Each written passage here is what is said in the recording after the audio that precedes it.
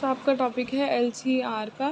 सो इसमें क्या है, जैसे आप LCR बोलोगे वैसे ही आपने सर्किट रखने हैं, पहले L फिर C फिर R। इसके क्रॉस पोटेंशियल डिफरेंस VL, इसके क्रॉस VC और इसके क्रॉस VR। सो फर्स्ट हम बोलेंगे कि आपने इन तीनों को क्या है, इन सीरीज़ रखा है और करंट जो है वो सेम एम्पलीट्यूड और फेज़ का होएगा इस एलिमेंट्स के क्रॉस। ठीक है, अब कह रहे हैं we know that the voltage R across voltage across R is in phase with the current. अब देखो इन फेज है, सीधा करंट के साथ इन फेज है, तो यहाँ से मैक्सिमम करंट फ्लो करेगा, वो क्या आएगा, अभी V R is equals to I naught R. ठीक है, सो ये फेज़र डायग्राम है। फेज़र डायग्राम में आप ओ ए के अलॉन्ग आई को रखोगे, ठीक है, और ओ बी के अलॉन्ग एल रखोगे और ओ सी के अलॉन्ग सी रखोगे। ठीक है, अब कह रहे हैं inductor lead by the current. Inductor आपका लीड करेगा पाई/2 से, सो इसलिए इसको मैक्सिमम जो करंट है वो क्या आएगा, आई नॉट XL, और ये OL से रिप्रेजेंट करोगे। ठीक है, अब जो आपका कैपेसिटर है वो लैग बिहाइंड है, वो पाई/2 लैग बिहाइंड है, सो इसलिए इसको इस तरह लिखेंगे और इसकी value VC is equals to I not XC होएगी। ठीक है, और फेजर डायग्राम में अलॉन्ग OC रिप्रेजेंट करेंगे। ठीक है, अब कह रहे हैं क्रॉस LC एंड L जो है वो आउट ऑफ फेज़ है। ठीक है, आउट ऑफ फेज़ है और दोनों 180 का एंगल बना रहे हैं। कह रहे कि दोनों की वोल्टेज आउट ऑफ फेज़ अगर होती है तो वो 180 का एंगल बनाएंगे, तो हमने एज्यूम करना है कि VL के क्रॉस जो वोल्टेज है that is greater than the VC। सो आपकी नेट जो है फेजर डायग्राम के अकॉर्डिंग यहाँ पे देखो, अब कह रहे हैं कि VL ग्रेटर है, ये वाली VL ग्रेटर है देन VC। सो ये इतनी वैल्यू क्या होएगी, टोटल VL, ये VL है, उसमें से VC माइनस कर दो, ये VL माइनस VC ये वाली आ जाएगी वैल्यू। ठीक है, ये VR आ जाएगी। सो ये आपका एक रेक्टेंगल बनाएंगे हम, AOB और K। ठीक है, तो यही उन्होंने लिखा है AOAKB। तो इसमें पाइथागोरस यूज़ करके OK square is equals to OA square plus OB square. So ये स्क्वायर हटा के रूट आ जाएगा। सो OA की वैल्यू क्या है, OA आपका ये है, इसकी वैल्यू VR है, और OB की VL माइनस VC है। So VL minus VC whole square. So V की वैल्यूज़ आपको पता है, आप I की वैल्यूज़ लिख दोगे। अब I देखो, आई नॉट आर स्क्वायर, यहाँ पे भी आई नॉट कॉमन आ जाएगा बाहर, क्योंकि I naught XL I not XC है। आई नॉट यहाँ से भी कॉमन, यहाँ से भी कॉमन, ओवरऑल पूरा कॉमन बाहर आके आई नॉट रह जाएगा। ठीक है, अब total effective resistance across the LCR circuit जो होएगी वो आपकी इम्पीडेंस होएगी। ठीक है, टोटल जो LCR की रेजिस्टेंस ऑफर होएगी वो इम्पीडेंस हम बोलेंगे। सो उसको Z से रिप्रेजेंट करेंगे। Z क्या होएगा, E not upon I not. So E not आपकी जो निकली है उसको डिवाइड कर दोगे आई नॉट, सो ये आपकी Z निकल जाएगी। और XC को मैं ओमेगा L बोलती हूँ, और XL को ओमेगा L मैंने निकाला था, और XC को 1/ओमेगा C। सो यहाँ से आपकी ये वैल्यूज़ निकल जाएंगी। अब कह रहे from the phasor diagram LCR आपका बना हुआ है, उसमें जो है phase difference between voltage and current is theta. यहाँ पे देखो, वोल्टेज और करंट, उसका थीटा एंगल वेरिएशन है। सो टेंजेंट ऑफ थीटा क्या हो गया, परपेंडिकुलर अपॉन बेस। सो ये आपकी ए के परपेंडिकुलर होगी, OA बेस होगी। अब ए के की वैल्यू इसके इक्वली होएगी VL माइनस VC के, क्योंकि आपका रेक्टेंगल बना हुआ है तो उसकी साइड सेम। ए के की value VL minus VC upon VR, इनकी आई की वैल्यूज़ में कर देंगे कन्वर्ट।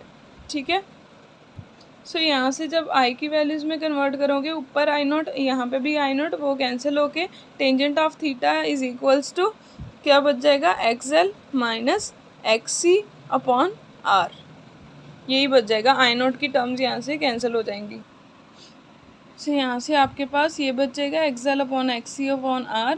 सो XL की वैल्यू ओमेगा L आ जाएगी और XC की 1/ओमेगा C। अब कह रहे हैं अगर ओमेगा L ग्रेटर हो 1/ओमेगा C तो आपका थीटा पॉजिटिव रहेगा और उसमें करंट लैग बिहाइंड करेगा। ठीक है, लैग बिहाइंड अप्लाइड EMF के। ठीक है, तो पीछे जाएगा इसमें।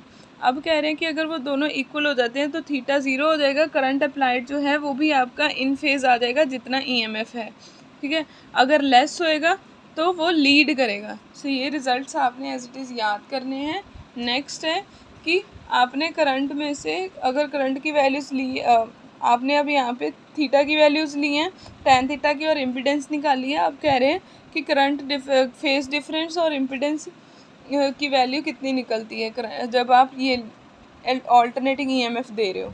सो सेम है कि आपने यहाँ तक सारी चीज़ें सेम बोलनी है, ठीक है, कि उसमें से इतना करंट पास हो रहा है, इतनी वोल्टेज पास होएगी, और उसके बाद आपने फेज़र डायग्राम भी सेम बनाना है, सारे ये पॉइंट्स आपके सेम रहेंगे। उसके बाद देखो कि उसके बाद आपने ये सेम एक्सप्रेशन निकालनी है, ये रिपीट हो गया आपका टॉपिक। सो ये एज इट इज़ आपने सारा सेम करना है।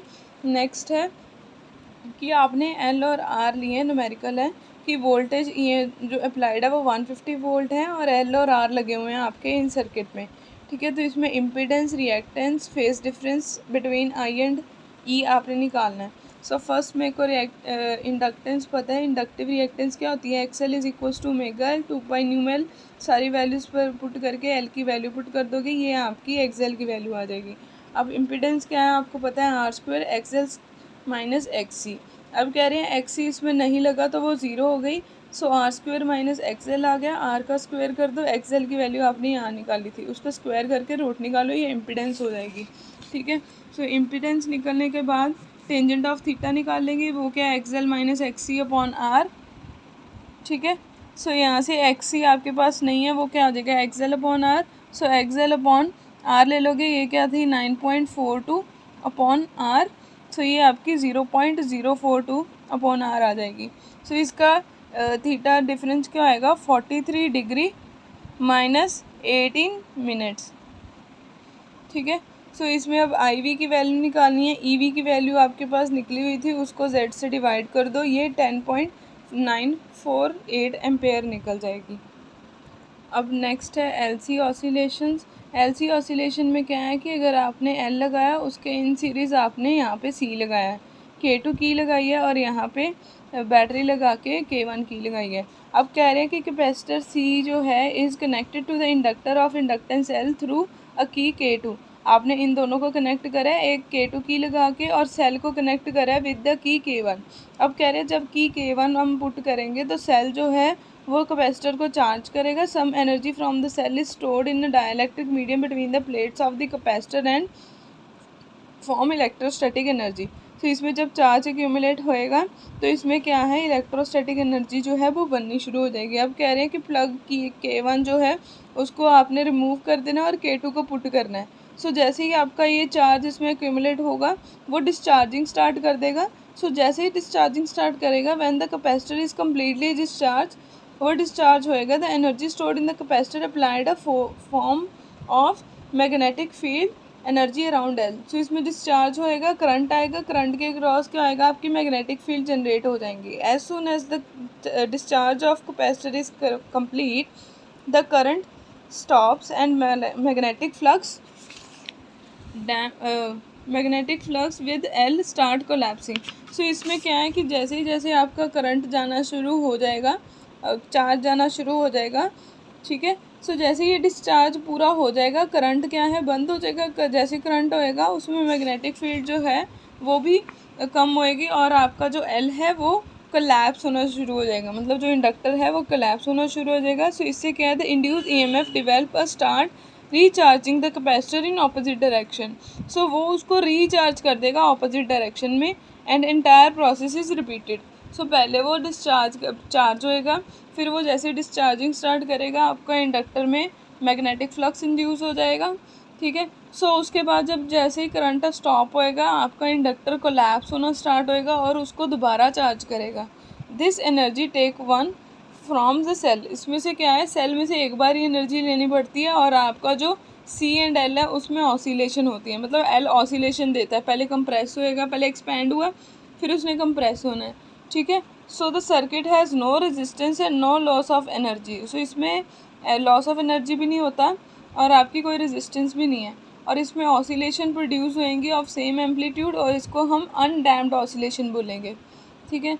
अब प्रैक्टिस में कह रहे हैं there do not occur at the same loss of energy. इसमें लॉस ऑफ एनर्जी सेम ही रहता है।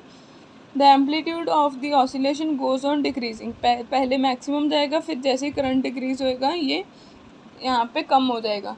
सो जैसे ही आपकी ऑसिलेशंस कम होएंगी उसको डैम्प्ड बोलेंगे। सो ये डैम्प्ड ऑसिलेशन शो करेगा।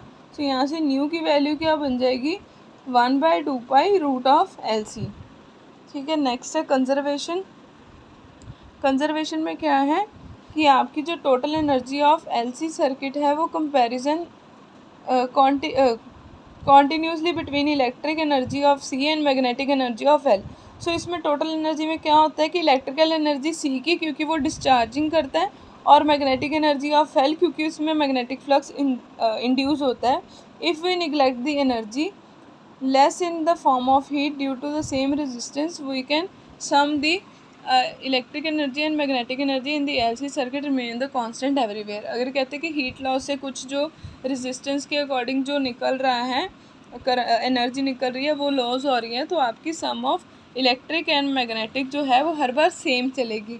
आप कह रहे हैं क्यू में इनिशियल, क्यू जो है वो इनिशियल चार्ज है कैपेसिटर का। सो इलेक्ट्रोस्टैटिक एनर्जी के अकॉर्डिंग आपका कितना चार्ज स्टोर हो रहा है वो 1/Q0² आ जाएगा।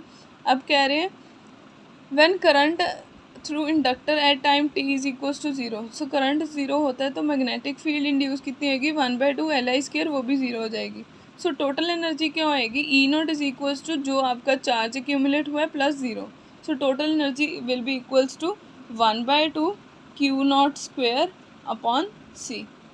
ठीक है, नेक्स्ट है पैरेलल रेजोनेंट सर्किट। तो इसमें क्या है कि आपने पैरेलल लगा के उसमें से फिर आगे सर्किट को ईएमएफ दी है। ठीक है, सो इस केस में क्या है कि ऑल्टरनेटिंग ईएमएफ जो है वो π/2 फेज एंगल उसका रखा हुआ है। सो इसमें आई एल क्या होएगी, आई एल है इसमें से जो भी आपकी यहाँ पे देखो जब करंट फ्लो करेगा आगे जाके डिवाइड हो जाएगा, आई एल इधर जाएगा, आई सी इधर जाएगा।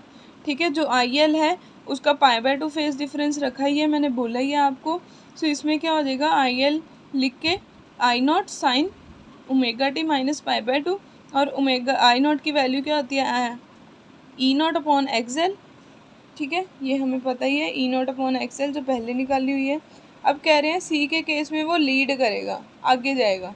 सो लीडिंग करेगा तो π/2 प्लस होएगा। तो अब टोटल करंट निकालना, दैट विल बी और IL प्लस IC। IL और IC दोनों को प्लस कर देना। सो कांस्टेंट वैल्यूज़ देखो यहाँ पे E0 अपॉन XL, यहाँ पे देखो ω/t माइनस π/2 था, मैंने माइनस साइन लेके π/2 माइनस ω/t कर दिया। सो यहाँ से क्या आएगा E0 upon XC sign π/2 plus ω/t। अब π/2 प्लस ω/t आपका cos ω/t है। ठीक है, और π/2 माइनस ω/t भी आपका cos ω/t निकलता था। सो cos ω/t आ गया। E0 दोनों में कॉमन है, cos ω/t भी कॉमन है, आपने E0 cos ω/t बाहर लिख दिया। सो आएगा क्या -1/XL प्लस 1/XC। सो इसको आगे रख के इसको पीछे रख के मैं शफलमेंट कर लूँगी। अब XC की वैल्यू क्या थी ω/C। ठीक है, 1/ω/C और इसकी ω/L। सो इसकी ω/L लिख दी, XC की 1/ω/C थी तो ऊपर चला गया, ω/C आ गया। अब कह रहे हैं अगर इफ़ ये 0 हो जाता है, मतलब आपका ये is equals to this, capacitance is equals to inductance. ठीक है, तो ω² is equals to 1/LC, 2π nu is equals to 1/√LC। Nu क्या हो गया 1/2π√LC। ठीक है, सो यहाँ से frequency of applied EMF become equals to the natural frequency of oscillator. अब इसमें पैरेलल ऑसिलेटर है, सो इसमें क्या है LC दोनों आपके यहाँ पे वर्क करेंगे।